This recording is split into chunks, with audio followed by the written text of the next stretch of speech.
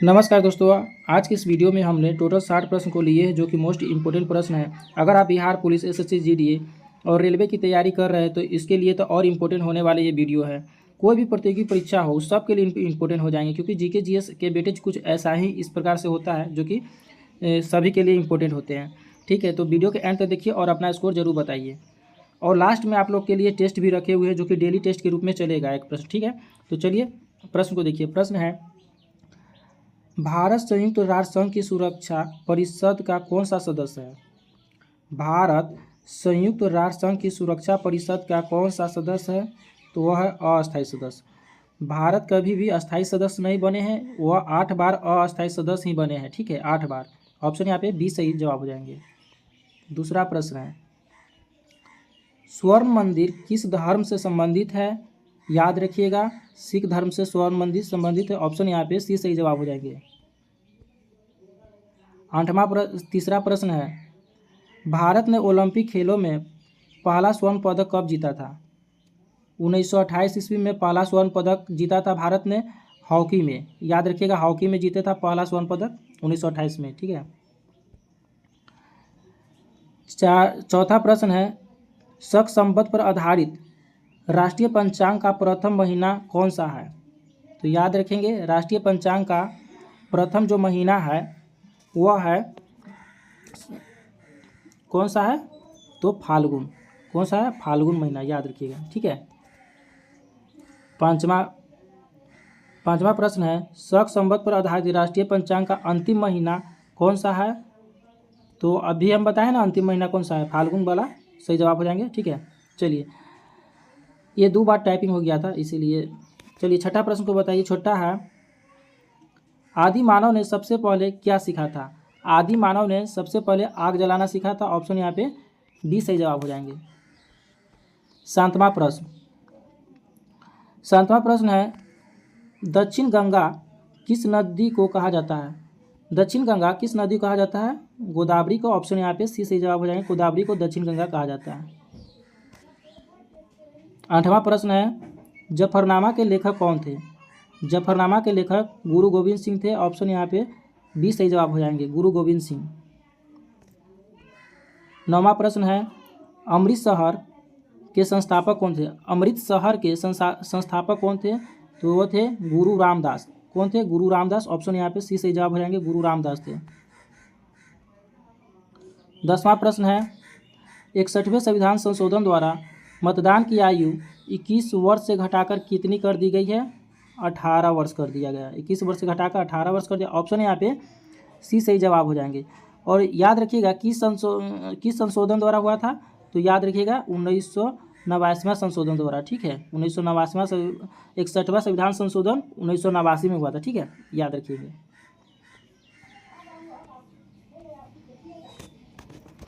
अगला प्रश्न है, 2 बार माउंट एवरेस्ट पर चढ़ने वाली पहली भारतीय महिला कौन थी? तो याद रखिएगा संतोष यादव। ऑप्शन यहाँ पे सी सही जवाब हो जाएगा, संतोष यादव 2 बार माउंट एवरेस्ट पर चढ़ने वाली पहली भारतीय महिला थी। 12वां प्रश्न है, इंडिया हाउस कहाँ स्थित है? तो याद रखिए ब्रिटेन में इंडिया हाउस स्थित है। ऑप्शन यहाँ पे बी सही जवाब हो जाएंगे। 13वां प्रश्न है, तैमूरलंग के आक्रमण का परिणाम क्या था? तैमूरलंग के आक्रमण का परिणाम क्या था? तो याद रखेंगे तुगलक वंश का पतन। ठीक है, तुगलक वंश का पतन यहाँ पे सही जवाब हो जाएंगे। 14वां प्रश्न है, सरस्वती सम्मान के प्रथम प्राप्तकर्ता कौन थे? सरस्वती सम्मान के प्रथम प्राप्तकर्ता कौन थे? तो वो थे हरिवंश राय बच्चन। कौन थे? हरिवंश राय बच्चन। ऑप्शन यहाँ पे बी सही जवाब हो जाएंगे। अगला प्रश्न है, मुगल काल में किस बंदरगाह को बाबुल का मक्का कहा जाता है? तो वह कहा जाता है, मुगल काल में किस बंदरगाह को बाबुल का मक्का कहा जाता है? सूरत को। ऑप्शन यहाँ पे बी सही जवाब हो जाएंगे, सूरत को कहा जाता है।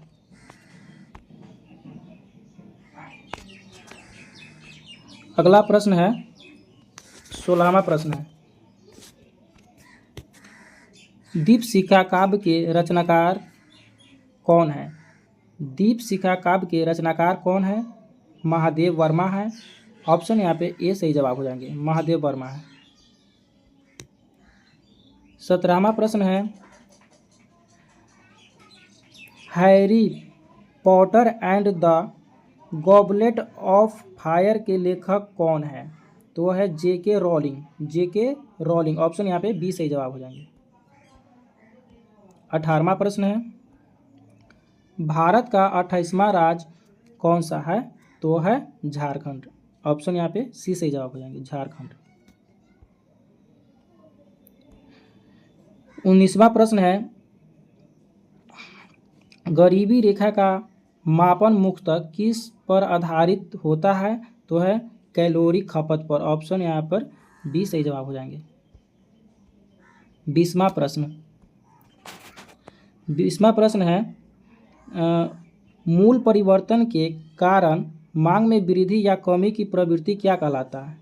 तो वह कहलाता है मांग का लचीलापन। ऑप्शन यहाँ पे बी सी सही जवाब हो जाएंगे, मांग का लचीलापन, सी सही जवाब हो जाएंगे। 21वां प्रश्न है, पूंजी किसे कहा जाता है? पूंजी वह संपत्ति जिसका उपयोग संपत्ति अर्जित करने के लिए किया जाता है, पूंजी कहा जाता है। ऑप्शन यहाँ पे बी सही जवाब हो जाएंगे। 22वां प्रश्न है, चंद्र ग्रहण कब लगता है? चंद्र ग्रहण कब लगता है? जब पृथ्वी, सूर्य और चंद्रमा के बीच आ जाते हैं। ऑप्शन यहाँ पे बी सही जवाब हो जाएंगे। 23वां प्रश्न है, दीपक की बत्ती में तेल ऊपर चढ़ने का कारण क्या है?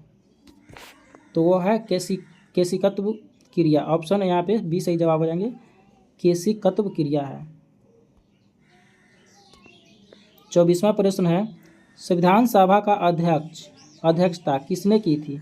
संविधान सभा का अध्यक्षता डॉक्टर राजेंद्र प्रसाद ने किए थे। ऑप्शन यहाँ पे सी सही जवाब हो जाएंगे, डॉक्टर राजेंद्र प्रसाद ने की थी। 25वां प्रश्न है, भारतीय संविधान के अनुच्छेद 32 के अंतर्गत नागरिक किस न्यायालय में जा सकता है?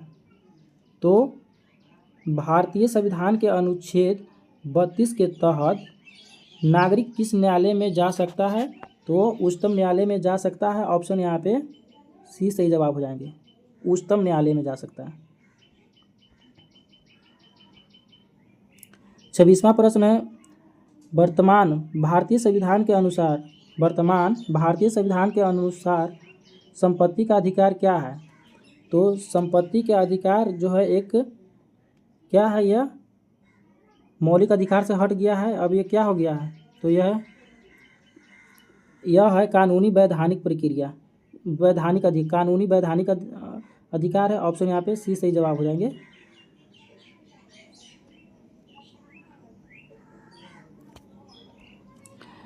27वां प्रश्न है, झारखंड किस गोलार्ध में स्थित है?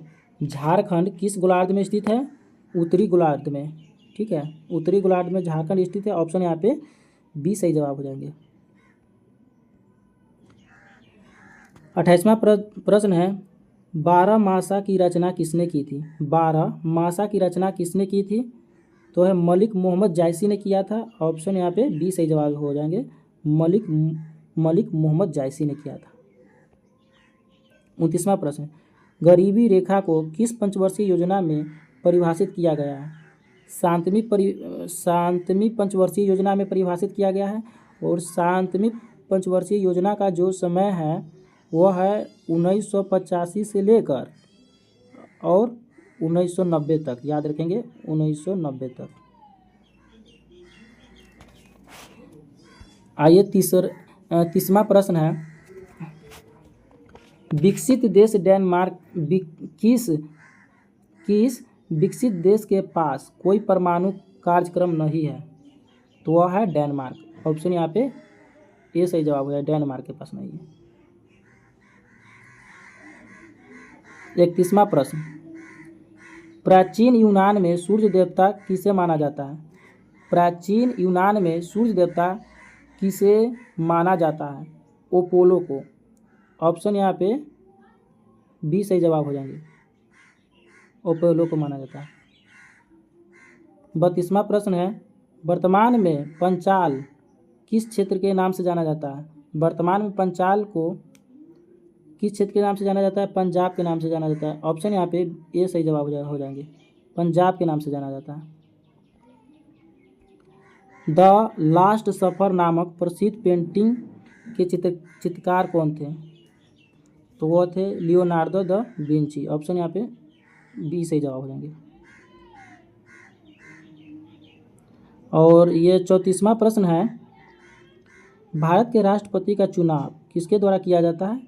भारत के राष्ट्रपति का चुनाव जो किया जाता है वह संसद के दोनों सदनों तथा राज्य विधानसभाओं के निर्वाचित सदस्यों से बिना निर्वाचन मंडल द्वारा। ऑप्शन यहाँ पे बने निर्वाचन मंडल द्वारा। ऑप्शन यहाँ पे सी सही जवाब हो जाएंगे।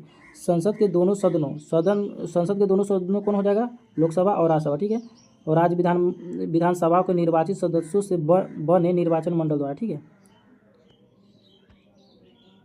35वां प्रश्न है, लोकसभा की बैठक के लिए कोरम कुल सदस्यों का कितना होता है?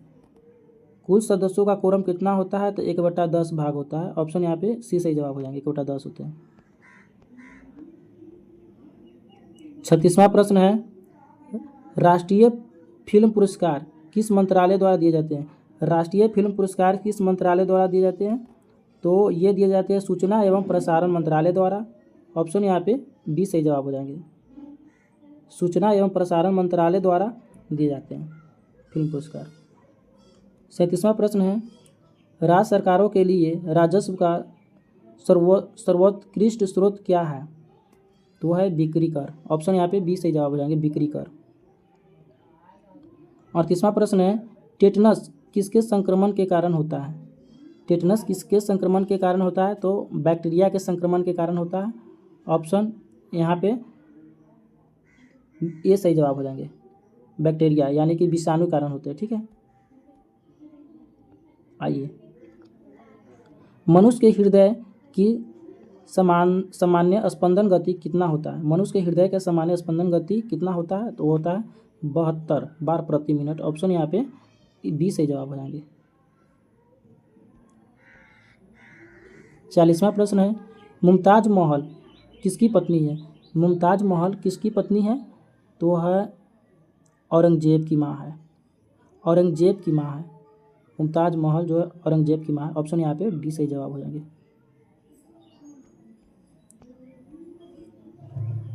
41वां प्रश्न है, द्वितीय विश्व युद्ध के दौरान पर्ल हार्बर पर किस देश ने हमला किया था? तो द्वितीय विश्व युद्ध पर्ल हार्बर पर किसने हमला किया था? तो जापान ने किया था, ठीक है। और द्वितीय विश्व युद्ध कब हुआ था? तो याद रखेंगे 1939 से लेकर 1945 तक ले हुआ था। 1945 में हुआ था, ठीक है। शुरुआती जो हुआ था 1939 से 1945 के बीच द्वितीय विश्व युद्ध चला था, ठीक है। 42वां प्रश्न है, उड़ीसा राज्य का गठन किस वर्ष हुआ था? तो याद रखिए 1936 में उड़ीसा राज्य का गठन हुआ था। ऑप्शन यहाँ पे बी सही जवाब हो जाएंगे। और 43वां प्रश्न है, नोबेल पुरस्कार साहित्य किस संस्था द्वारा प्रदान किया जाता है?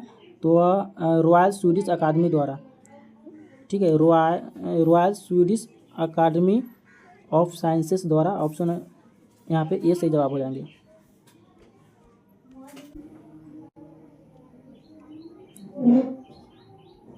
चौवालीसवां प्रश्न है, थीन बांध किस नदी पर स्थित है? तो ये रावी नदी पर थीन बांध स्थित है। ऑप्शन यहाँ पे सी सही जवाब हो जाएंगे, थीन बांध जो है रावी नदी पर स्थित है। 45वां प्रश्न है, द्वार समुद्र मंदिर में होयसाला भवन कला का सर्वोत्तम उदाहरण कहाँ मिलता है? तो याद रखेंगे ये मिलता है द्वार समुद्र मंदिर में। ऑप्शन यहाँ पे सी सही जवाब हो जाएंगे, ऑप्शन सी।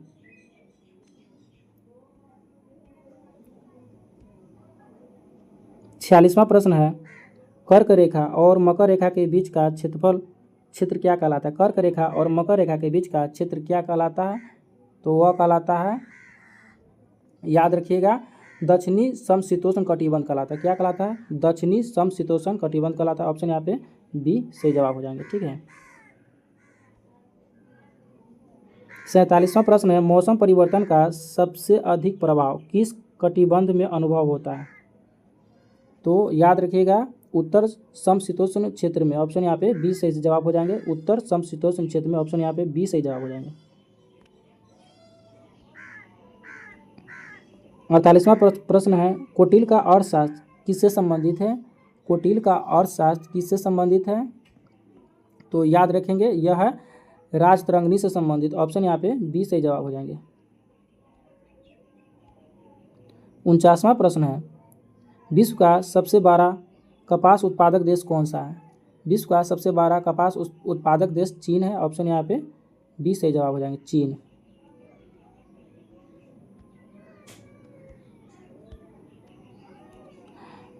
भारत का महान्यायवादी संसद का सदस्य बनने बिना भी कहाँ भाग ले सकता है? भारत का महान्यायवादी संसद का सदस्य बने बिना भी कहाँ भाग ले सकता है? तो याद रखिएगा कहाँ भाग ले सकता है, तो वो पार्लियामेंट में, यानी कि कहाँ पर?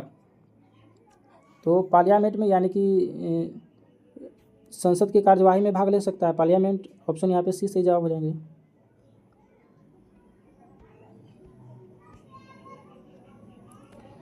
निम्नलिखित में से कौन सा कारक वर्षा को प्रभावित नहीं करता है? निम्न में से कौन सा कारक वर्षा को प्रभावित नहीं करता है? 51वां प्रश्न है, तो याद रखिएगा कौन सा कारक जो है वर्षा को प्रभावित नहीं करता है, तो वह है विषुवत से दूरी, सही जवाब हो जाएंगे विषुवत से दूरी, ऑप्शन यहाँ पे सी सही जवाब हो जाएंगे।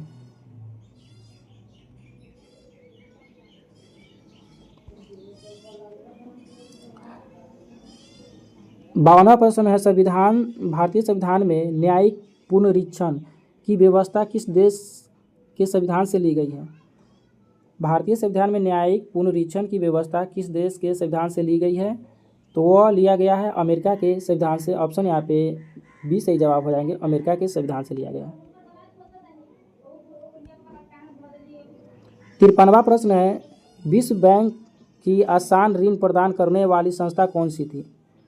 तो वह है, कौन सी संस्था है? तो इंटरनेशनल डेवलपमेंट और एसोसिएशन है, यानी कि IDA है, ऑप्शन यहाँ पे सी से सही जवाब हो जाएंगे, IDA है, यानी कि इंटरनेशनल डेवलपमेंट एसोसिएशन, ठीक है। 54वां प्रश्न है, 54वां डेक्टाइलोलॉजी किससे संबंधित है? तो वह है डेक्टाइलोलॉजी किससे संबंधित है? वह संबंधित है विकलांग से, यानी कि शरीर के विकलांग से संबंधित है, तो याद रखिएगा शारीरिक विकलांग व्यक्तियों से संबंधित है, ठीक है, ऑप्शन यहाँ पे सी सही जवाब हो जाएंगे। 55वां प्रश्न है, एंजाइम मुख्यतः किससे बने होते हैं? एंजाइम मुख्यतः प्रोटीन से बने होते हैं, ऑप्शन यहाँ पे सी सही जवाब हो जाएंगे। 56वां प्रश्न है, लज्जा पुस्तक की लेखिका कौन है? लज्जा पुस्तक की लेखिका कौन है? तस्लीमा नसरीन है, तस्लीमा नसरीन, ऑप्शन यहाँ पे सी सही जवाब हो जाएंगे। आधुनिक सिख धर्म की स्थापना कब हुई थी? आधुनिक सिख धर्म की स्थापना 12 अप्रैल 1999 को, 12 अप्रैल 1699 को, ऑप्शन यहाँ पे बी सही जवाब हो जाएंगे। 59वां प्रश्न है, नीलगिरी पहाड़ियों पर किस प्रकार के वन पाए जाते हैं? नीलगिरी पहाड़ियों पर किस प्रकार के वन पाए जाते हैं? उष्णकटिबंधीय सदाबहार वन, कौन सा वन? उष्णकटिबंधीय सदाबहार वन, ऑप्शन यहाँ पे बी सही जवाब हो जाएंगे। 59वां प्रश्न है, यूफ्रेटस और गिगरिस नदियाँ किस देश में बहती है? तो वह बहती है इराक देश में, कौन देश में बहती है? इराक देश में, ऑप्शन यहाँ पे बी सही जवाब हो जाएंगे, इराक देश में बहती है, ठीक है। 60वां प्रश्न है, ब्रह्मपुत्र नदी का उद्गम स्थल कहाँ से हुआ है? तो याद रखिएगा मानसरोवर झील से हुआ, ऑप्शन यहाँ पे बी सही जवाब हो जाएंगे, मानसरोवर झील से ब्रह्मपुत्र नदी का उद्गम हुआ है। आइए आपका डेली वाला टेस्ट जो है यह है, इसका जवाब आपको बताना है। थीन बांध किस नदी पर स्थित है? तो आपको बताना है सतलज, ब्यास, रावी, चिनाब, इनमें से कौन सा नदी होगा, आपका जवाब देना है, ठीक है। अगर वीडियो अच्छा लगा हो तो लाइक कर चैनल को सब्सक्राइब कर लीजिए और डेली टेस्ट इसी प्रकार से आपको चलता रहेगा, ठीक है।